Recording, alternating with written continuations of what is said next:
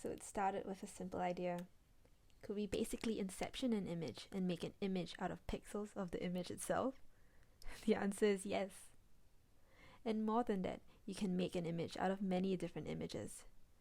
A cucumber out of a set of landscapes, a cake out of cucumbers. The possibilities are endless. Image in Image is an application that allows you to take a collage of other images to form one final image. And here's how it works. Here's the code. You can pause the video here to read the details, but I'll show you one example. I'll show you how to make cucumbers out of cake. So first, let's run the program. Click Target Image to choose the target image you want to make. For this example, a cucumber.